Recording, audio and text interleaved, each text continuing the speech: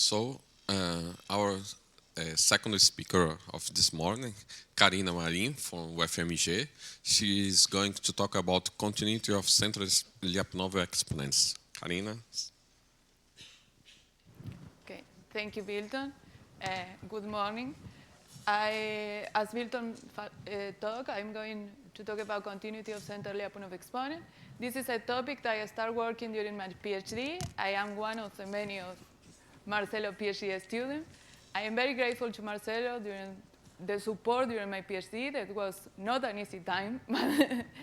And as Arthur mentioned yesterday, Marcelo has a lot of contribution in the area of Lyapunov exponent. I think this is going to be clear also from my talk, as you are going to see that the name of Marcelo is going to appear in previous results, in the tools that we're going to use to prove the theorems, and in the conjectures of what we should expect about these kind of things. So thank you very much, Marcelo.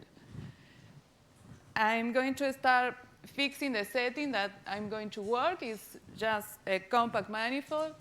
F is going to be a diffeomorphism. And I'm saying that my measure is ergodic.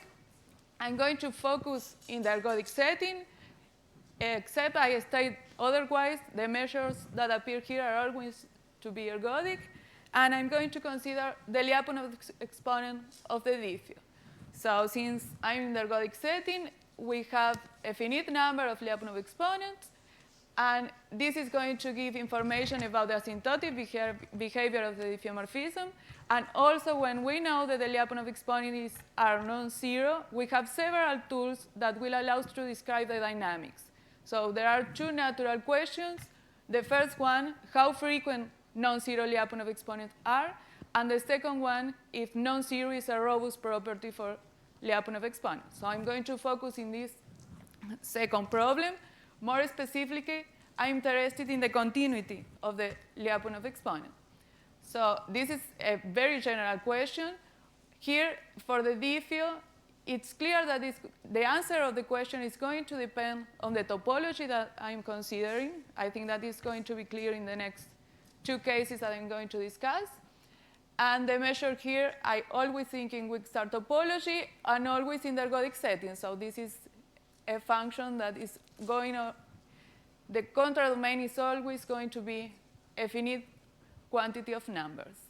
And there has been other talks in this congress about Lyapunov exponent. The talks were in the setting of linear cocycles. So there is a little difference here. Here I'm talking about the diffeomorphism. So I have my base, and I have a linear cocycle that is defined by the derivative of the map. But now when I'm going to perturb the two elements together. So there is an extra difficulty here. I think that the linear cocycle is the first case that we need to understand, and we can take that information to try to prove results in this more general setting. So I would like to mention two results. The first one in the C1 topology. There are three results, actually, but I'm counting one here. C1 topology, by measure, is volume. And in this result, I do not need ergodicity. It's not ergodicity a condition that I need here. But this gives a complete characterization for the continuity of the Lyapunov exponent in the C1 topology. So the first result is a result of Bocchi using these ideas of Magnet that Arthur was talking yesterday, that said that if I have continuity of the Lyapunov exponent, then my map needs to be an Nosov, or the Lyapunov exponent needs to be 0. And this was generalized by Bocchi and Viana for general dimension. The result of Bocchi is for surfaces. And what I have is, if the Lyapunov exponent are continuous, then we know that the Ocellets splitting is going to be dominated or trivial along the orbit for almost every point. So in a sense, this gives a complete answer to the question that I was posting before for the C1 topology. And I would like to mention this other result for surfaces in the C-infinite topology. This is a result of Bouzy, Krovisier-Issarig that gives information about the continuity. Now I have my maps here in the C-infinity topology. My measures, again, weak star topology, but in the case of ergodic measures, and I'm asking for the entropy of this limit map related to the limit measure to be positive entropy. And the result is saying that if I have the continuity of the entropy, then I have the continuity of the Lyapunov exponent. And I like to think of this result as the following. If you think of the first Lyapunov exponent here, the first Lyapunov exponent is always an upper semi-continuous function. So I'm saying if I do not have continuity of the Lyapunov exponent, then I need to lose some entropy in order to achieve that continuity. And that is related to something that Lorenzo also mentioned in his talk. And the idea is to try, of course, the idea is to try to answer the general question. It's a very general question, so I'm going to focus in a particular setting, that is a setting of partially hyperbolic diffeomorphisms. So I have a splitting in 3 subbundles invariant. The first one of them, the derivative is an expansion. In the second is the third is a contraction. The second is dominated. This gives me unstable manifolds. And I'm going to focus the question now in the center Lyapunov exponent, because I know that these Lyapunov exponents are going to be non-zero, these two. So I want to understand what happened with the center Lyapunov exponent of the map. So I restate the question here. Now I'm calling K the dimension of the center bundle. And the question is this function here is continuous? Of course, always considering ergodic measures. And it's going to depend on the topology that I choose here.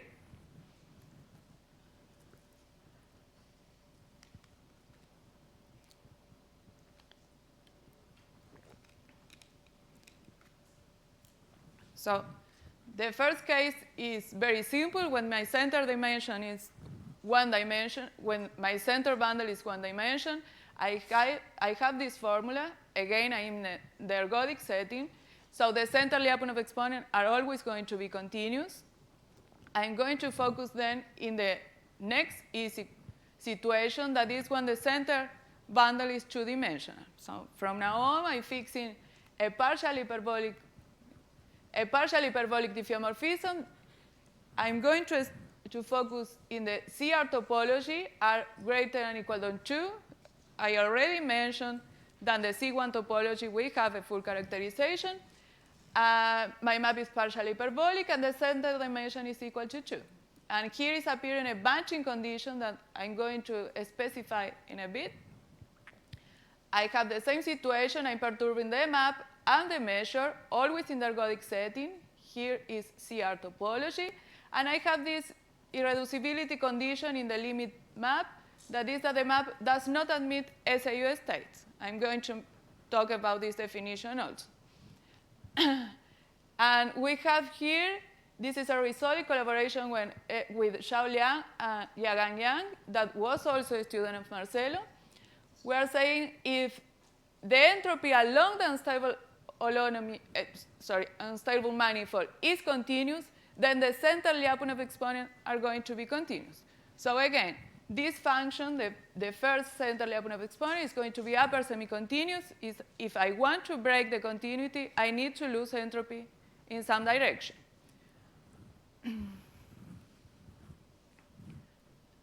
So I'm going to make some observations here related to this result. The first one was that I already made it, but the entropy along the unstable holonomy is always upper semi-continuous. This was proved by Yagan. Of course, I can state the same theorem for the stable manifold. So restating what I just said, if I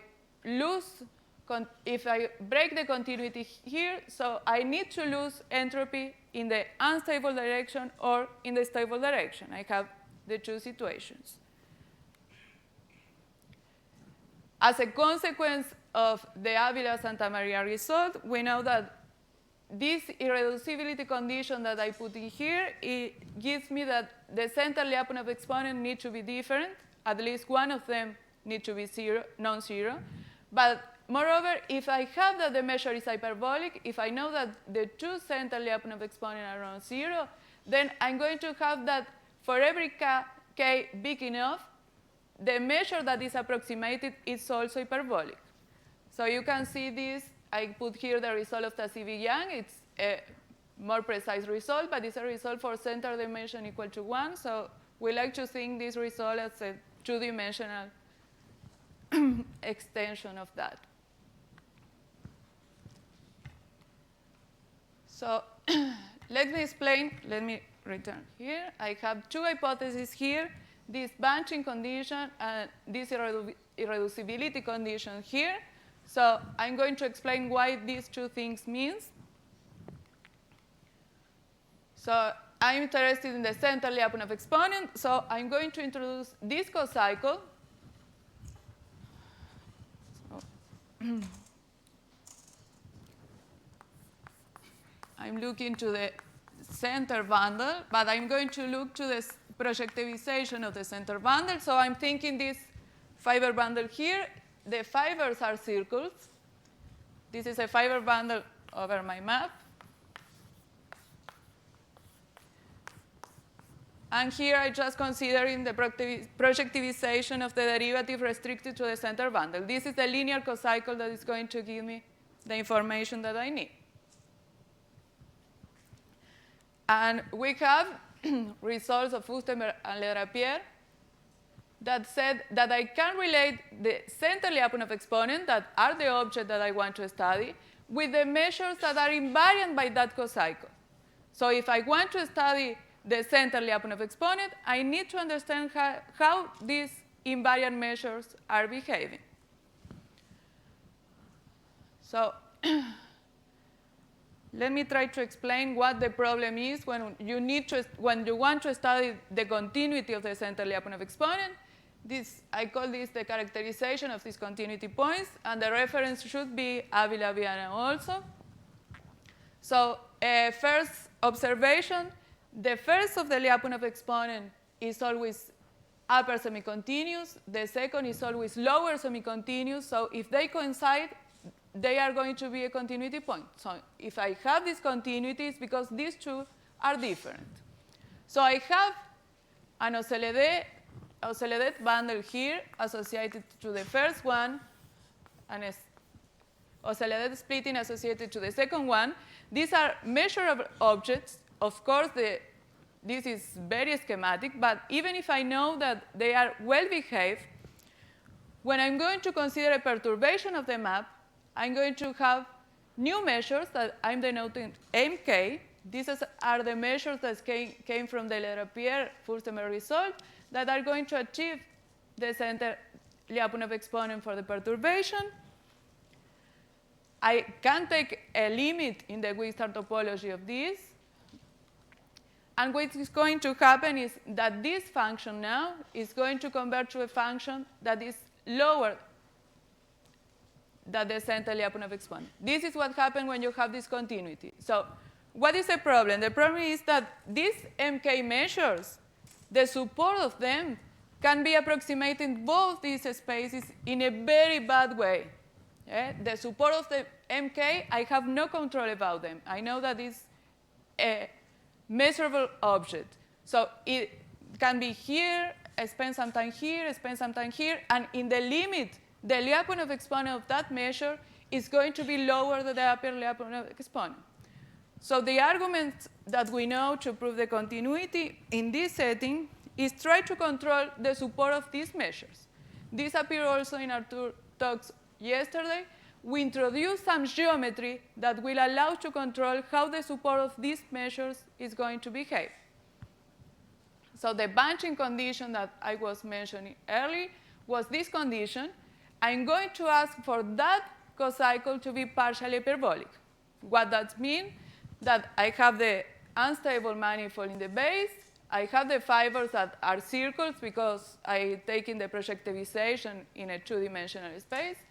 And I'm going to have unstable and stable foliation that are going to be graph of the stable, unstable manifolds in the base. And this geometry structure is going to allow me to control the situation so I don't have that kind of problem there. These stable and unstable foliation are going to allow me to define holonomies in the usual way. And the condition about SAU state that was appearing before is the following. If I consider a measure invariant for the projective cocycle that project in the original measure, I'm going to say that this measure is an SU state if there is a disintegration almost every point. It's not appearing. It should be here almost every point that is invariant for the stable and unstable foliation. So again, I have this partial hyperbolic condition that is going to give me holonomies along unstable and stable foliation. I'm going to say that my measure is an SU state if I have this invariance almost every point in both directions, unstable and stable. And I'm going, this remark is important. It's a remark actually in the previous slide that this condition bunching that gives me the partial hyperbolicity is an open condition. So if my cocycle F is partially hyperbolic, then for perturbers of my diffeo, the associated derivative cocycle is going to be partially hyperbolic again, and the stable and stable foliation are going to behave well. It's a uniform situation. So let me come back here. This was the statement of the result. So I have this bunching condition that gives me the partial hyperbolicity of the map, and I have this irreducibility condition that gives me that if I do not have SU state, then I have this continuity related to the entropy. So the question is, when this condition happens, what are the examples here? How frequent this condition is? So for that, I'm going to focus in the volume-preserving setting. Now I have this condition that this condition is measurable. I'm asking for my map to do not admit measures with this configuration. So I'm going to put an extra condition in the measure. It's volume-preserving. Volume is a measure that has a lot of the structure. So it's going to simplify some things. As far as I know, these are the known examples of maps that does not admit SU states, and it's always for the volume-preserving setting. Here, I'm fixing the measure. So if I'm fixing the measure, the set of maps that does not admit an SU state is going to be open here. So I have an open set of maps. And I have these two settings where we know that we have examples. The first one is the Berger-Carrasco example. This is an example that does not admit SAU state, so it's in the hypothesis of the theorem.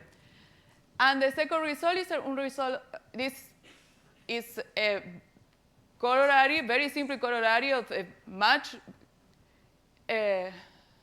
bigger result of the V of beta.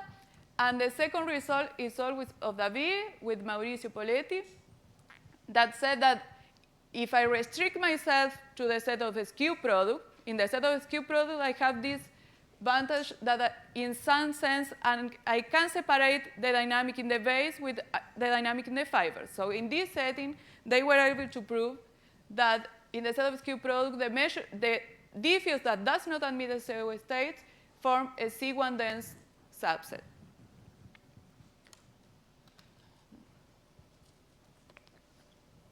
The two techniques for the proof of these results are very different. I'm going to focus more in this setting. I want to state, and I want to mention to you where are the techniques for this setting. The example in the case of Ovata is a very different proof.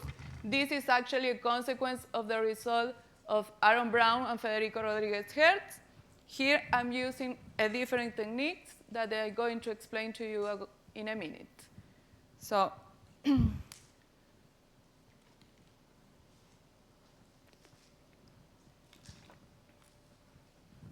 let me come back here. So this is the situation. This is the measures that admit SAU state. In some sense, I want to find diffuse that does not satisfy this. But this is a almost every point situation. So what I'm going to do is to use this result of Avila Santa Maria Viana that says that when I add the accessibility of the map, I can upgrade the almost every point situation to an every point situation. This is a kind of Hoff argument. Of course, this result of Avila Santa Maria Viana, in order to prove this, having an SAU state implies that I have a disintegration that is continuous in every point and SU invariant for every point.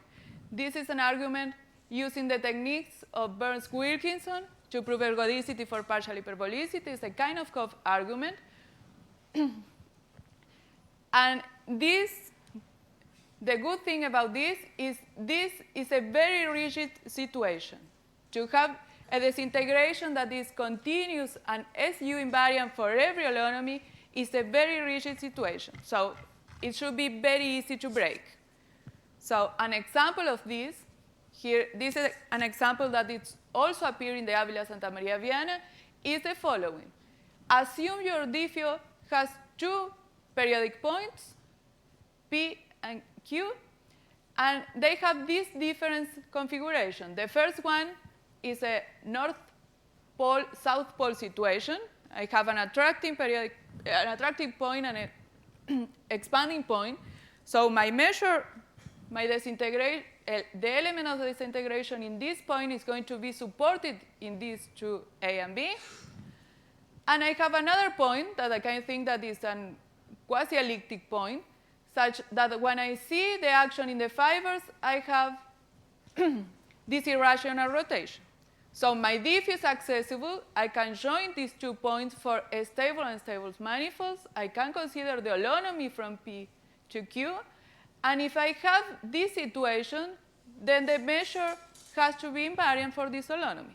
But of course, this cannot happen. This measure is supported in 2 points.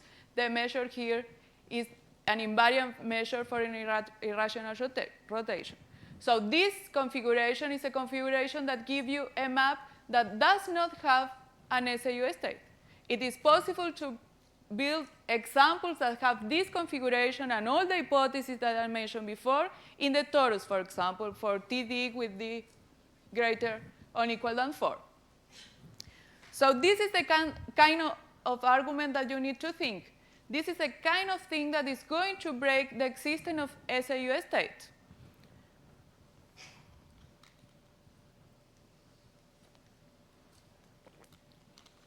So this is the kind of argument that you want to find.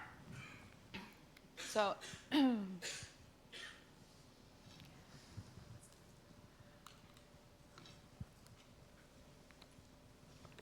this is the usual way that you do this. So what is the expected situation? You would expect for,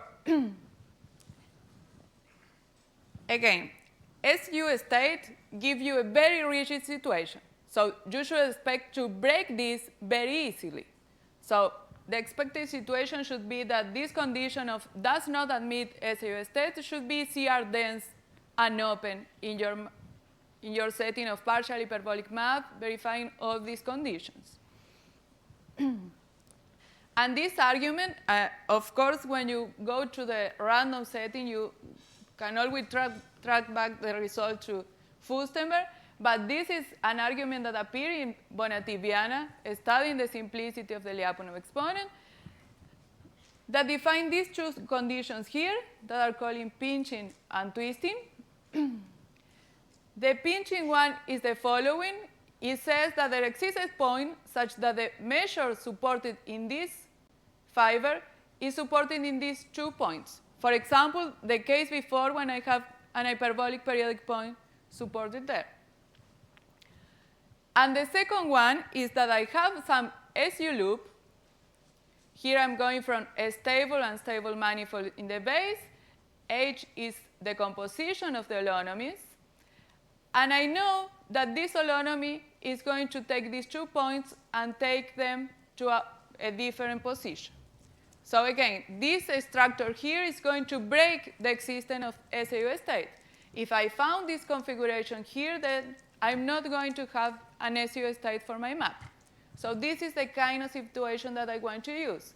This is what we use for Ávila Santa Maria Viana in order to prove that for a partial hyperbolic base, you have generic non-zero Lyapunov exponent for linear cocycles. Again, this is the argument for linear cocycles.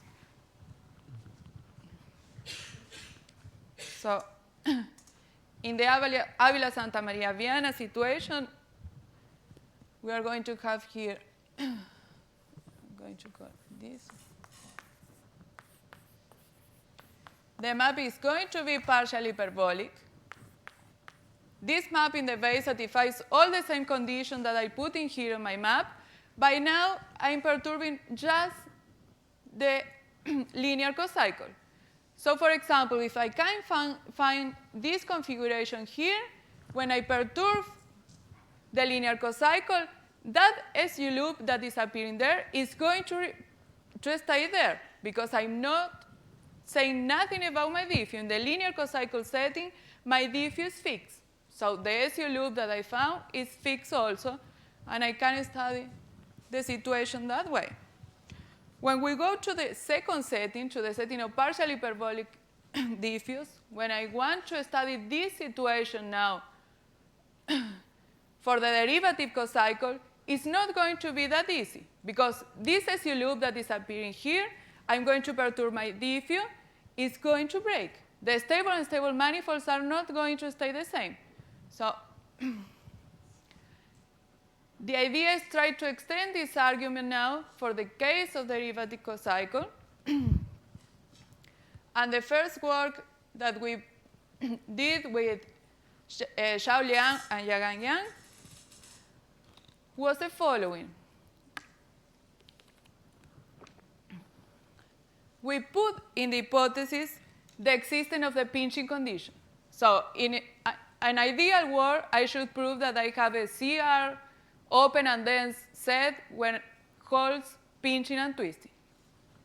If we can do that, we put here the pinching condition as an hypothesis. So in the context of this paper, I'm going to ask for the existence of a partial hyperbolic point. I'm going to ask for the fiber to be a north pole, south pole. So I'm going to have this configuration. And what we were able to prove is, in this case, I always can construct a new map, a new diffuse, CR close to the original one, such that the new 1G does not admit SEO states. So I'm giving you the twisting condition by perturbation. So if I know that the pinching conditions holds, I can achieve the twisting condition. So that if you ask for the existence of periodic point, you have that the twisting condition is CR dense. Of course, this is not a very nice condition, because I'm dealing with a partial hyperbolic setting. So I'm not sure even if I have periodic points for my map. It's a partial hyperbolic map, so it's not very nice to have condition in your periodic points.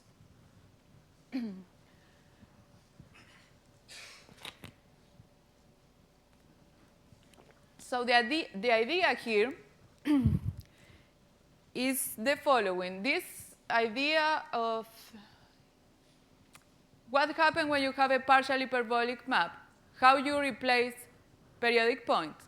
So if you think of Lipschitz theorem, a cohomological equation for maps, for diffuse, all the hypotheses in the hyperbolic setting are in the periodic point. You have trivial data periodic, it's always in the periodic point. But when you go to the partial hyperbolic setting, you replace that conditions for the existence of SU loop that have some condition.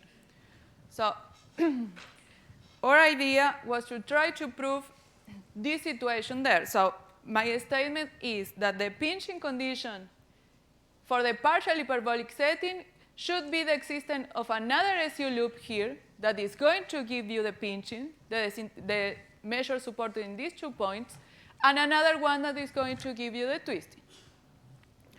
So this is a work in collaboration with Pablo Carrasco and Javier Correa. It's in the same setting that the previous one. I'm giving you the existence of the pinching situation. So if I know that there exists an SU loop, this is the figure, it's not very nice, but if I have the existence of an SU loop going for stable and unstable manifolds, and I know that the holonomy is going to give me a north pole, south pole, then the measure in that point is going to be supported in these 2 elements. This is going to be my pinching condition. And here there is a technical condition.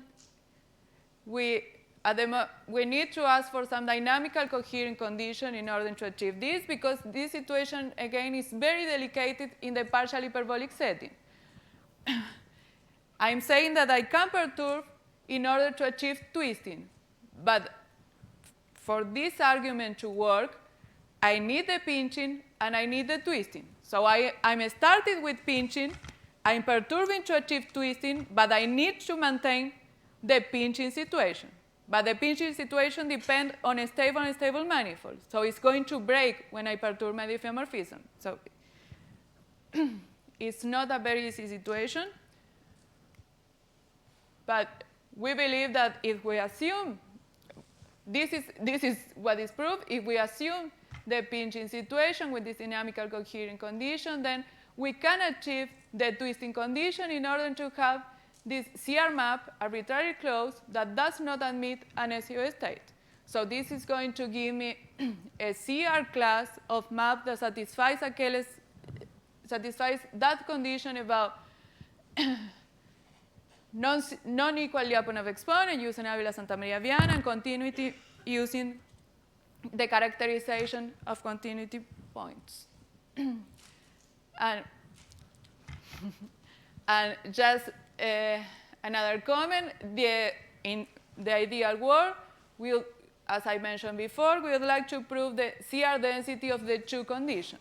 So this is a work in progress, but we believe that we can prove that in this setting, again, with that condition of dynamical coherence, we can prove that this condition is CR open and dense also in this setting, again, with the partial hyperbolic centered 2 dimension.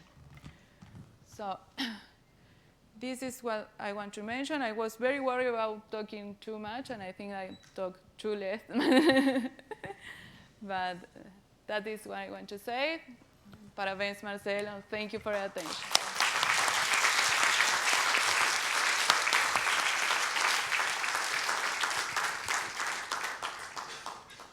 So are there any comments or questions?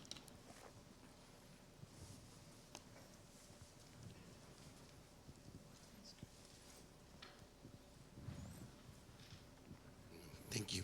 You stated the theorem for C2 maps diffeomorphisms. Perhaps strengthening the bunching condition, does it hold straightforward for the case C1 plus alpha?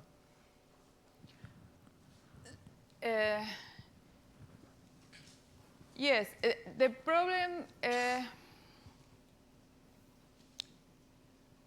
because what you need actually is, you can state the results in the C1 topology always if you ask for the C2 norm to be bounded. What you don't have is for the C2 norm to explode. About C1 plus alpha, I think it should work the same probably. But the bunching condition, probably you need a stronger one and that kind of thing. Thank you. So for random system, Marcelo has a result that it is not necessary to require this bunching and pinching. Do you think the same result would be valid in this setting? Sorry? Like suppose you don't have this, there exists SU state. Then would you still have continuity of exponents? Or not? I think yes. That's the expected result. Here, I was saying the best thing should be to have a dense set of continuity points. But I think in this condition of bunching, every map there should be a continuous point of the central Lyapunov exponent. Sure. other questions or comments? So thanks Karina again.